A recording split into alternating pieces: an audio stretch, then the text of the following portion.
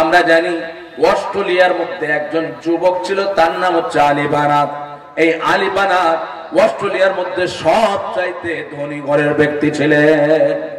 আমার দিকে সকলে তাকান ভালো করে। অস্ট্রেলিয়ার একটি যুবক ছিল, তার নাম হচ্ছে আলী বানাত। অস্ট্রেলিয়ার মধ্যে সবচাইতে ধনী ঘরের ছেলে এই আলী বানাত। এই আলী বানাত, তার বয়স হচ্ছে 27 থেকে 28 বছর বয়স। 27 থেকে 28 বছর বয়সে আলী বানাত তিনি মানে এতটাই মানে শিল্পপতি, কোটিপতি হলেন। তার একটা গাড়ি আছে প্রায় 1 থেকে 1.5 কোটি টাকা। সে ঘড়ি পরবে, হাতে ঘড়ি, তার ঘড়ির দামই 2 থেকে 3 লক্ষ টাকা। হ্যাঁ, বিরাট বিশাল বাড়ি। আপনার জুতো আছে কয়েকশো জোড়া। জি, খাবার তিনি যে খেতেন আলী বানাত, এই খাবারটাকে মেডিকেল চিকিৎসা করে তারপরে তিনি খাবার খেতেন। এই আলী বানাত একদিন ন্যাশনাল হাইওয়ে রাস্তার উপর দিয়ে যাচ্ছেন গাড়ি নিয়ে। তিনি নামলেন একটা 5 স্টার হোটেলে। হোটেলে নেমে তিনি পরীক্ষা নিরীক্ষা করে, ডাক্তারের কাছ থেকে পরীক্ষা নিরীক্ষা করার পরে 1 কাপ কফি চা খেলেন। চা খাওয়ার পরে তারপর তিনি দেখলেন তার জিভে একটা ফুসকা পড়েছে বা ঠোলা পড়েছে। তিনি ভাবছেন এটা আমার জন্য কোনো অসুবিধা নেই, আমি গরম জিনিস খেলাম বলে বিধায় জিভে ঠোলা পড়েছে, ফুসকা পড়েছে, এটা এমনিতেই সেরে যায়। 1 দিন যায়, 2 দিন যায়, 3 দিন যায়, আলী বানাত কোনো ভ্রুক্ষেপ করল না। জিভের গোড়াতে যে ফুসকা পড়েছে, যে ঠোলা পড়েছে, এই ঠোলা রক্ত জমাট বেঁধে ধারণ করলো। আমাদের শরীরে যদি কোনো একটা ফুসকুড়ি হয় কিংবা চুলকোনা হয়, এটা ছোট বলে ভাববেন না, শুরুতে আপনাকে ট্রিটমেন্ট করতে হবে।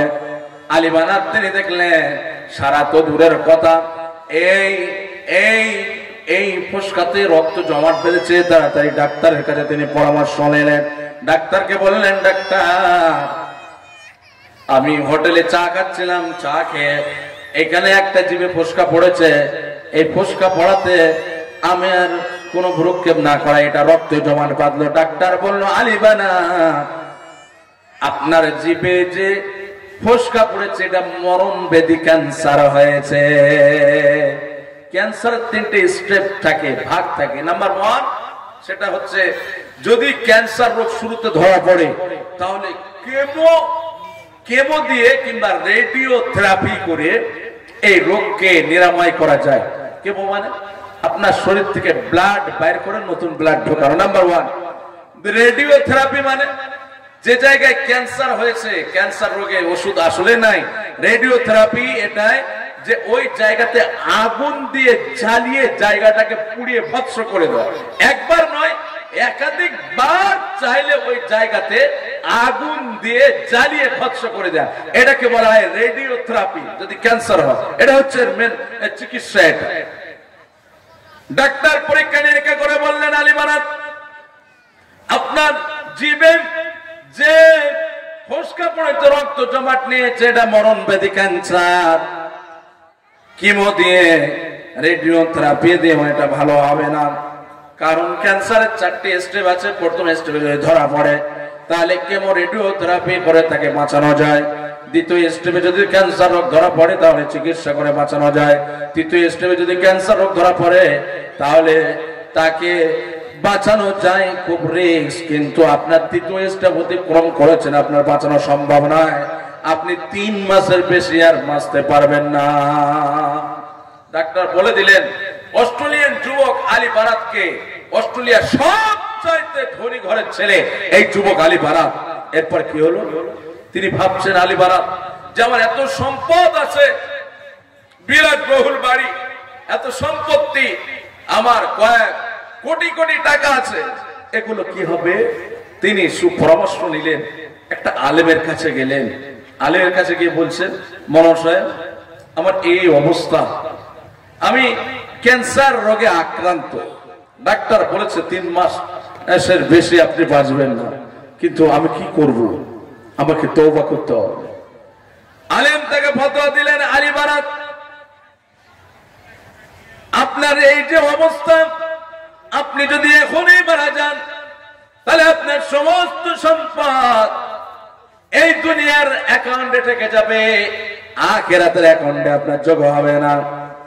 অতএব আপনি আপনার সম্পদগুলো আস্তে আস্তে আল্লাহ সুবহানাহু ওয়া তাআলার রাস্তায় আপনি দান করে দেন। এখন ইউটিউব সার্চ করেন, দেখতে পাবেন। আলী বানাত কি করলো জানেন? আস্তে আস্তে তার সম্পদগুলো মসজিদ, মাদ্রাসা, এতিম, অসহায়, দরিদ্রদেরকে দিয়ে দিলেন। এমত অবস্থায় আলী বানাত 3 মাস নয় 3 বছর তিনি বাঁচলেন আর তওবাতুন নাসুহা করলেন। তওবাতুন নাসুহা করলেন আলী বানাত। এরপর 3 বছর পরে নার্সিং হোমে বেডে শুয়ে আছে আর মুখে তিনি কোরআন তেলাওয়াত করছেন। ঠিক এরকম ভাবে তিনি পড়ছেন আলিফ লাম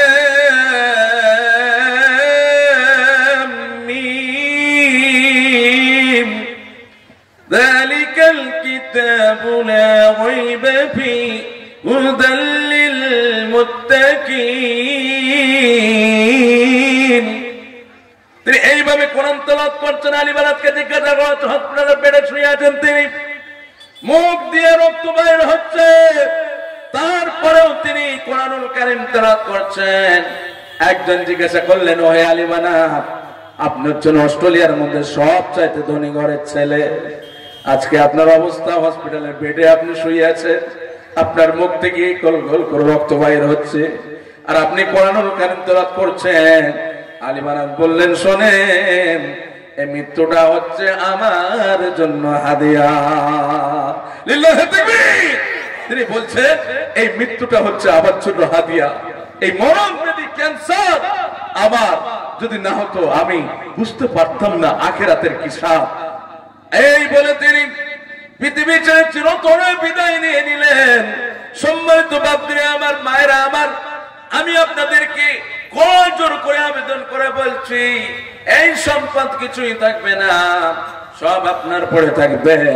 অস্ট্রেলিয়ার মধ্যে সবচাইতে ধনী ঘরের ছেলে আলী বানাত 28 বছর বয়সে সমস্ত সম্পদ তার পড়ে থাকলো এবং 3 বছরের মধ্যে তিনি সম্পদগুলোকে আল্লাহর রাস্তায় যোগ করলেন। তিনি বললেন যে আমি যদি এখনই মারা যাই, সাথে সাথে আমি আমার সম্পদগুলোকে আখিরাতের অ্যাকাউন্টে যোগ করতে পারবো।